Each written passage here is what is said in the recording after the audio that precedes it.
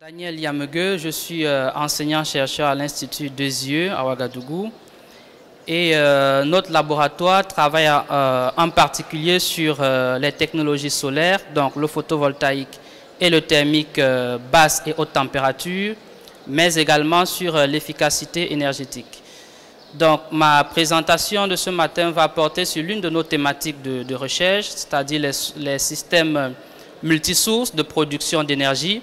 Et en particulier, nous allons parler des systèmes hybrides, photovoltaïques, diesel ou groupe électrogène. Donc avant de commencer, permettez-moi un peu de rappeler quels sont les enjeux énergétiques à l'heure actuelle dans le monde. Donc il faut rappeler que sur les 40 dernières années, on a connu une croissance annuelle en demande énergétique de 2,2% en moyenne. Mais à côté de ça, il faut remarquer que les ressources énergétiques fossiles sont en voie de disparition. Donc, ce qu'on peut remarquer également, c'est que les ressources énergétiques fossiles constituent pour l'instant la plus grosse part dans les ressources primaires, dans la répartition en fait des ressources dans la production mondiale d'énergie.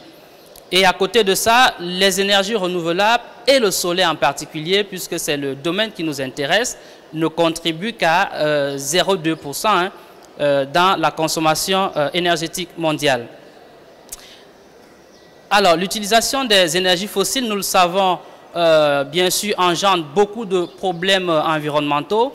Si je prends le cas du Burkina Faso, que je connais très bien, nous avons connu en 2009, par exemple, une grosse pluie qui a détruit des maisons, qui a détruit des bâtiments publics. Ça, c'est une photo que vous pouvez voir.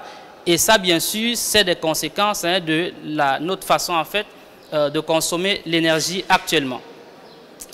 Donc, si on zoome sur le cas de l'Afrique subsaharienne, en particulier, on va se rendre compte que l'accès à l'électricité reste encore un challenge pour les populations, et en particulier pour les populations des zones rurales.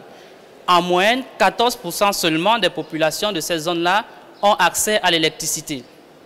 Donc, si on met ça à côté du cas de l'Afrique du Nord, où on a quand même un accès assez considérable en électricité, on se rend compte que l'Afrique subsaharienne a encore du chemin à faire pour assurer un accès aux services énergétiques à ces populations. Et en même temps, il faut remarquer que plus de 70% de la population dans cette région de l'Afrique vit en zone rurale. Donc si on veut résoudre le problème de l'accès à l'énergie, en Afrique subsaharienne en particulier, il faudra agir sur les zones rurales.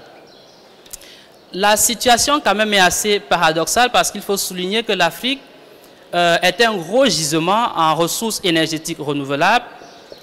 Plus de 74% du continent reçoit un ensoleillement assez important, près de 2000 kWh par mètre carré par an. Une ressource éolienne assez importante, 20% des ressources mondiales, beaucoup de biomasse. Et donc, la question aujourd'hui qui se pose, c'est pourquoi est-ce qu'on n'arrive pas encore à utiliser efficacement toutes ces ressources-là pour répondre à la crise qui se pose actuellement. Donc, on peut résumer les enjeux en quelques points: maîtriser les ressources énergétiques et mieux les exploiter. On a parlé hier de l'efficacité énergétique ou de la sobriété énergétique. Faire accroître le taux d'accès aux services énergétiques, je l'ai dit, surtout en milieu rural en ce qui concerne l'Afrique subsaharienne. Accompagner la croissance, bien sûr, et préparer une alternative au pétrole. C'est vrai que lorsqu'on regarde un peu dans la littérature aujourd'hui, les chiffres sont parfois, j'allais dire, un peu contradictoires. Le pétrole finira dans 40 années, dans 60 années, dans 100 ans. Mais de toute façon, le pétrole arrivera un jour peut-être à finir. Et donc, il ne faudrait pas attendre que cela arrive pour commencer à réfléchir aux solutions alternatives. C'est maintenant qu'il faut se lancer dans cette réflexion. Donc, comment relever ces défis sans véritablement changer notre façon de concevoir actuellement les systèmes énergétiques? Donc, au niveau de notre laboratoire, nous avons pensé un concept que nous avons appelé Flexi Énergie. Et ce concept consiste en fait à la production d'énergie sous différentes formes. Ça peut être l'électricité, ça peut être sous forme thermique ou mécanique, suivant bien sûr les besoins. avec une optimisation des différentes sources, bien sûr disponibles au niveau local, et la gestion en fait intelligente de la production et des charges à alimenter. On va mieux comprendre dans la suite ce que je vais dire par là. Donc au niveau du concept, nous classons en fait les ressources énergétiques en deux grandes catégories. Ce que nous avons appelé les énergies de flux, c'est donc constitué des sources d'énergie renouvelables, on va dire, le solaire, l'éolien, la marée motrice aussi, et les énergies de stock, le diesel, la biomasse, etc. À côté de ça, nous avons classifié les charges parce que, comme je disais, le concept, c'est surtout pour les zones rurales et pour assurer en fait une optimisation du système au niveau de ces zones. Nous avons pensé qu'il faut classifier les charges en fait en trois catégories. Les charges critiques, c'est celles qui doivent être alimentées à tout moment. Je prends le cas des centres de santé, par exemple, dans les zones rurales, où on doit pouvoir mieux conserver les vaccins, par exemple, à tout moment. Les charges secondaires, c'est celles, par exemple, qui peuvent être délestées sans que cela ne pose véritablement un problème sur la population, par exemple l'éclairage. On peut être privé d'éclairage sans que cela ne soit vraiment critique. Et les charges que nous avons appelées différables, c'est des charges en fait auxquelles on peut faire appel à tout moment pour optimiser en fait le fonctionnement des différentes sources du système. Et bien sûr, pour gérer tout ça, nous avons développé donc un boîtier, c'est un automate appelé FlexiControl, qui permet justement une gestion intelligente des différentes sources de production. Alors, bien sûr, la finalité, c'est de pouvoir produire au plus près de la demande, parce qu'il faut dire que si l'électricité coûte aussi cher dans les zones rurales, c'est parce qu'il y a beaucoup de pertes. La production n'est pas toujours corrélée en fait à la demande, et bien sûr, c'est le consommateur final qui est toujours appelé à payer la facture un peu salée. Donc, nous avons fait une application de ce concept, je passe un peu vite, pour les systèmes photovoltaïques diesel en particulier. Alors, il faut dire que la production d'électricité dans les zones rurales, pour l'instant en Afrique subsaharienne, se fait principalement à partir des groupes électrogènes, premier cas, sauf que pour les générateurs diesel, comme nous le savons, le coût d'opération et de maintenance est élevé. Et l'accès justement au combustible n'est pas toujours aisé dans ces zones. J'ai évoqué les problèmes environnementaux au début de ma présentation, donc c'est l'une des limites aussi de cette technologie. Deuxième technologie, c'est les systèmes photovoltaïques, et généralement avec un pack de batteries assez important. Et une étude en fait technique que nous avons réalisée montre que les batteries peuvent représenter jusqu'à 40% du coût total du système sur la durée de vie. Et lorsqu'on sait aussi qu'on n'a pas de système de recyclage de batteries, par exemple, dans ces zones, ça pose aussi un problème environnemental. On trouve aussi dans les zones rurales, je parle de l'Afrique subsaharienne bien sûr, des systèmes hybrides, groupes électrogènes couplés à des systèmes photovoltaïques, mais également avec un système de stockage généralement important. Et donc les limites de ce système-là, c'est le coût d'investissement d'opération assez élevé et le problème avec les batteries, comme je l'ai évoqué tantôt. Donc, dans le concept, en fait, ce que nous on préconise, c'est de minimiser au maximum le stockage dans les batteries, donc pas du tout de stockage de production, de mieux comprendre le fonctionnement des différentes sources mises en jeu, on va mieux comprendre dans la suite, et bien sûr, on verra aussi la nécessité de la gestion intelligente que j'ai évoquée tantôt. Donc là, c'est les différentes configurations existantes de systèmes hybrides. On peut distinguer la configuration série, je ne rentre pas trop dans les détails techniques, la configuration commutée, la configuration parallèle avec les avantages et les inconvénients, et je viens donc à la configuration justement que nous avons développée avec plusieurs groupes électrogènes en cascade. Et le but ici d'avoir plusieurs groupes en cascade, justement, c'est d'éviter de faire fonctionner les groupes en dessous de leur plage optimale de fonctionnement.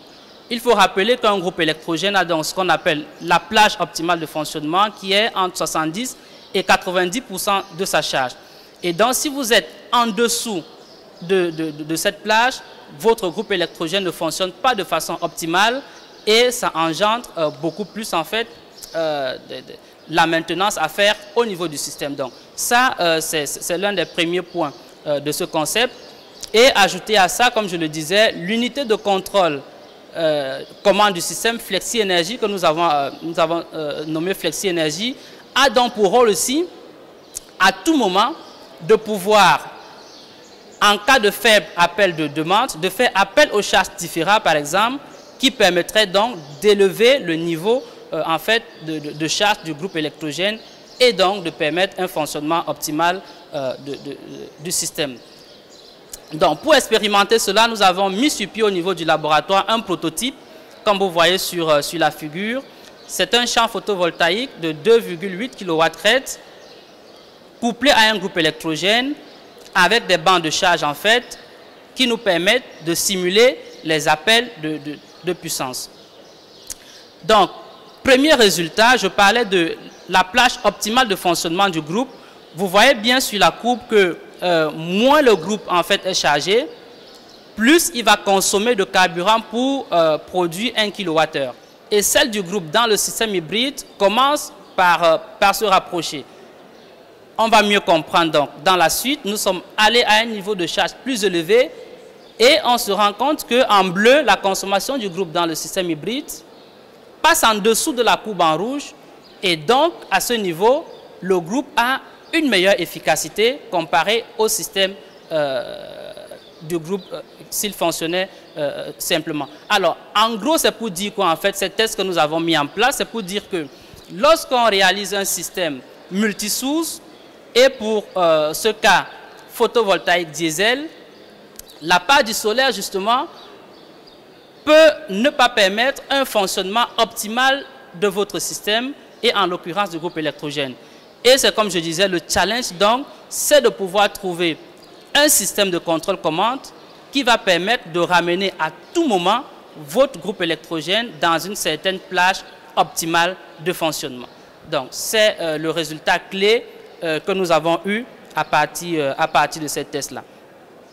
Donc, je l'ai dit, chaque type de générateur donc, dans le système hybride doit fonctionner de façon optimale.